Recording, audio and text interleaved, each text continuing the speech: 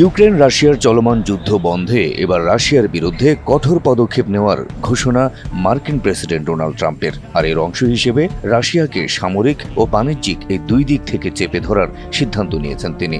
সামরিক পদক্ষেপের অংশ হিসেবে এখন থেকে ইউক্রেনকে সবচেয়ে আধুনিক অস্ত্র সরবরাহ করবে যুক্তরাষ্ট্র, আর আমেরিকাকে এ কাজে সহায়তা করবে ইউরোপের মিত্র দেশগুলো।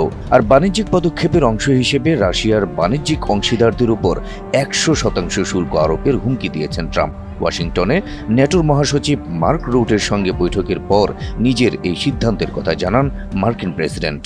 I'm not happy, and I will tell you that Ukraine wants to do something. Again, it's a war that should have never started. If I were president, it never would have happened. I used to speak to President Putin about it a lot. It was the apple of his eye. But once I saw what was going on, I said, you know, they're gonna have a war here.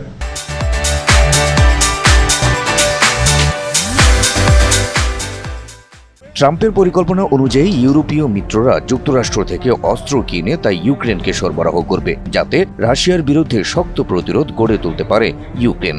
এক্ষেত্রে ইউক্রেনকে Patriot ক্ষেপণাস্ত্র battery, ছোট পাল্লার ক্ষেপণাস্ত্র, howitzer গোলাবারুদ, আকাশ থেকে আকাশে নিক্ষেপযোগ্য মাঝারি পাল্লার ক্ষেপণাস্ত্র দেওয়ার চিন্তা করছেন ট্রাম্প।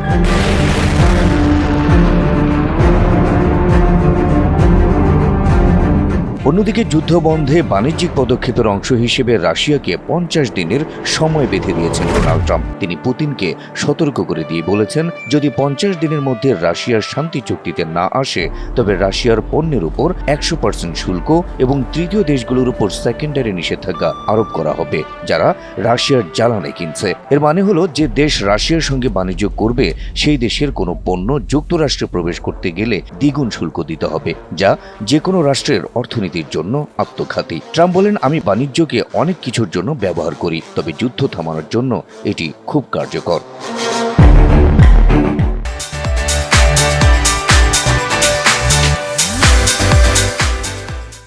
বিশ্লেষকরা বলছেন, ট্রাম্পের এই দুটি পদক্ষেপ যুদ্ধ উস্কে দেওয়া এবং যুদ্ধ থামানো এই দুই ক্ষেত্রেই কার্যকর হতে পারে। তবে অর্থনৈতিক বিপর্যয় ঠেকাতে ট্রাম্পের প্রস্তাব মেনে নিয়ে ইউক্রেনের সঙ্গে রাশিয়া শান্তি চুক্তিতে সম্মত হবে কিনা তা নির্ভর করছে রাশিয়ার প্রেসিডেন্ট ভ্লাদিমির পুতিনের সিদ্ধান্তের উপর।